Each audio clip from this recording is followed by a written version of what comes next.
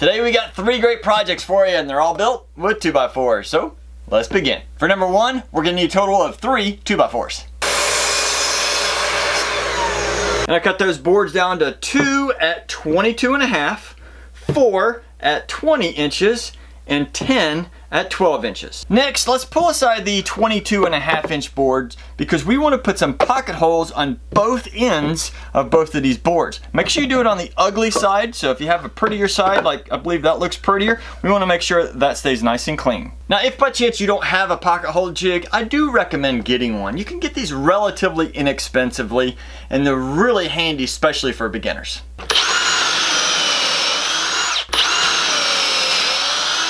With the 22.5 inch boards now nice and prepped, we're going to set those to the side for just a moment.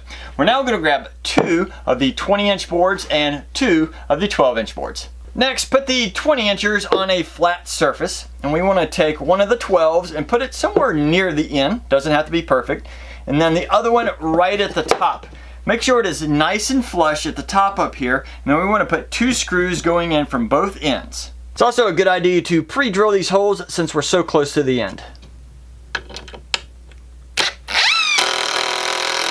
Then move your bottom board so that it's about 1.5 inches from the bottom. You can always grab a second one of the 12 inch boards and just kind of adjust it, make it flush real quick, and there we go. Now once we have that in position, add 2 screws on each side just like we did the top one. And once you complete the first one, you need to build a second just like it. Once we have these complete, look them over real closely and see if there's any imperfections. Like I have a real bad one right here. So we're going to face the bad side toward the inside when we assemble this so that the nice pretty side will be seen. Next, lay both of them face down so that the ugly side, the imperfection side, is going to be facing up.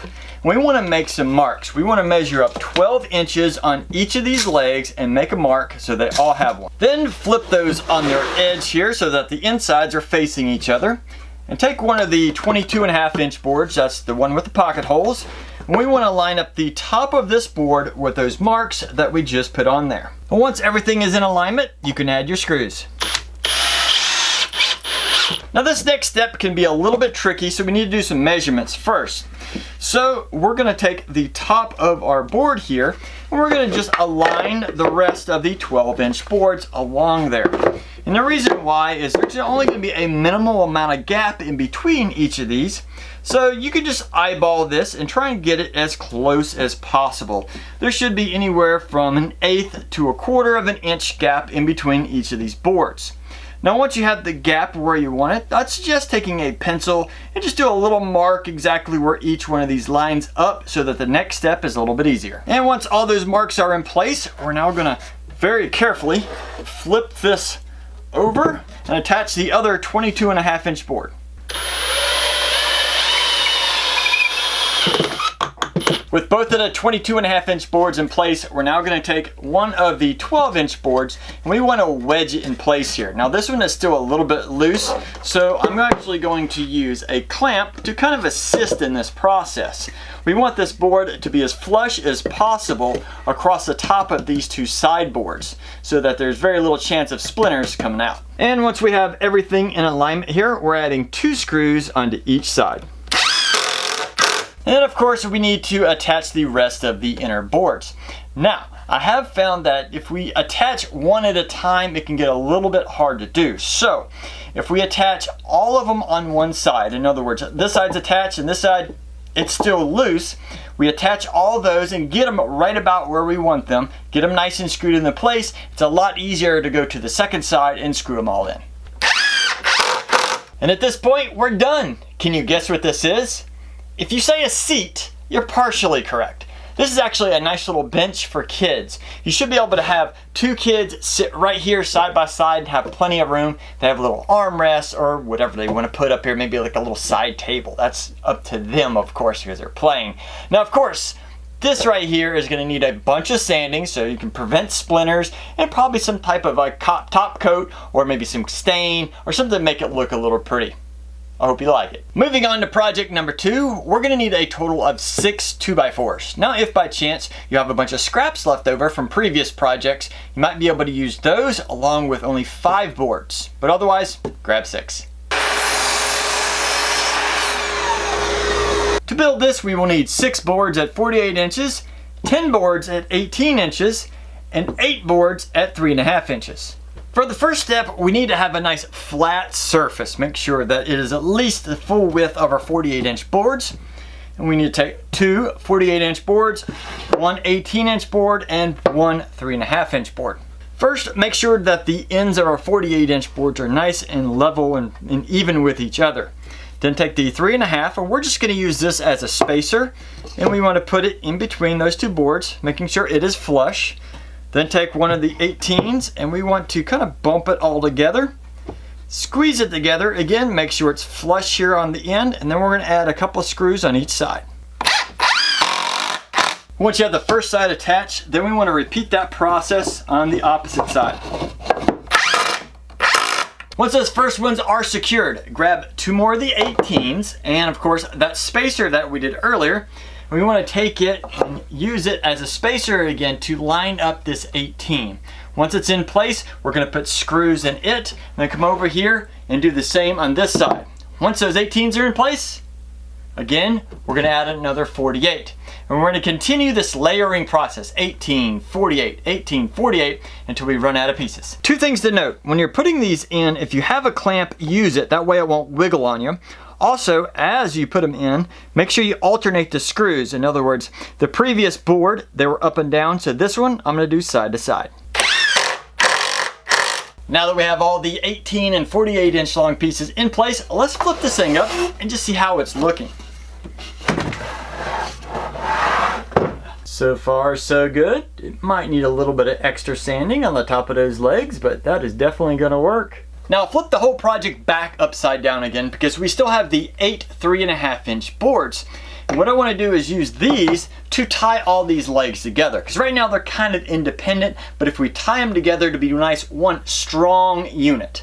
To hold each of these in place, I believe I'm going to use a little bit of glue on each side, get it into place, clamp it down, and let that dry. I believe it'll look just a little bit cleaner on the legs. I'm not putting a ton of glue on each one, but at least enough that it'll stick together. And once they're all in place, definitely add some clamps until it dries. And there's the final result. You'll notice that on the lower side, the little inserts help hold the legs nice and strong. The top looks sturdy as well. Let's test it out. Feels nice and sturdy. Keep in mind my floor is a little uneven. It definitely could use a little more sanding across the top of these legs, but overall, that's gonna work. Another option for you is to put some of those outdoor cushions on here. I have a feeling that'll make it even better. For project number 3, we're gonna need a total of 7 2x4s. Now we've cut down a bunch of wood, so listen carefully. We have 5 at 48 inches, 2 at 45 inches, 2 at 36, 2 at 26.5 inches, 6 at 19.5 inches, 2 at 18, 2 at 16, and 1 at 13. Next up, we need to grab our pocket hole jig, and we need to put holes on just one end of all the 19.5-inch boards and on only one end of the 36-inch boards. And make sure you put those holes on the ugly side of the boards so that the pretty side will be facing out.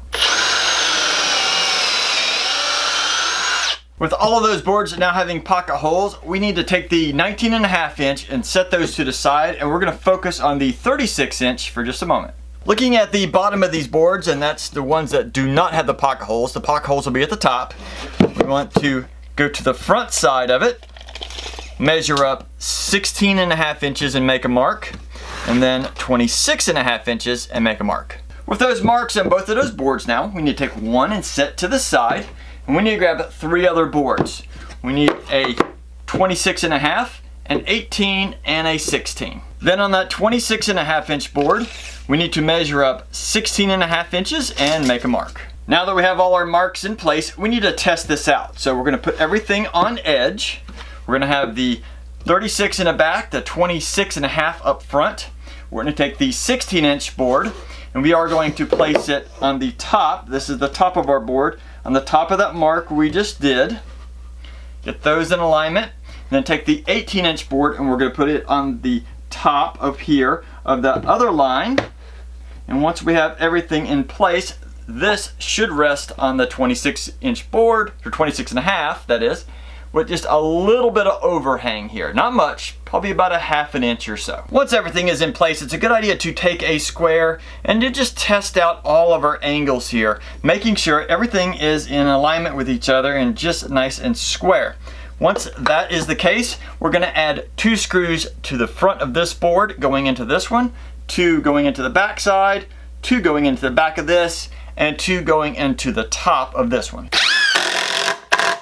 And with all your screws in place, it should look something like this.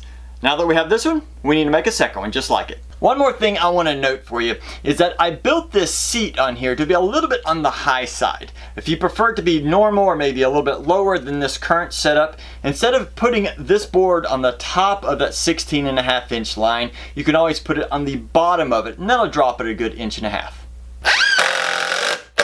It was at this point that I realized, hey, I just made a mistake.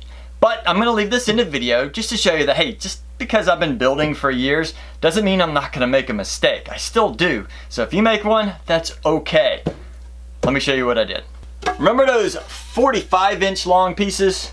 Well, I should have cut them at 41 inches. I cut them a little too long, but that's okay. You cut something too long, that's an easy fix. Go trim it up.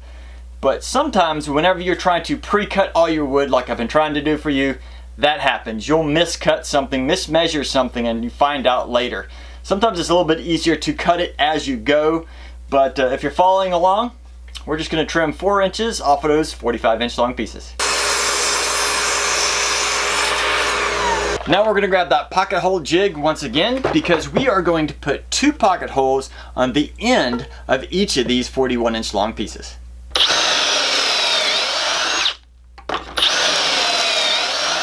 Now that we're back on track, we're going to take one of those pieces that we just assembled and the 41-inch piece with the pocket holes in it, and we're going to attach it to the 16-inch board. Not to the leg out here, but just to the edge, making sure it's even with the end of that 16-inch board, about like so.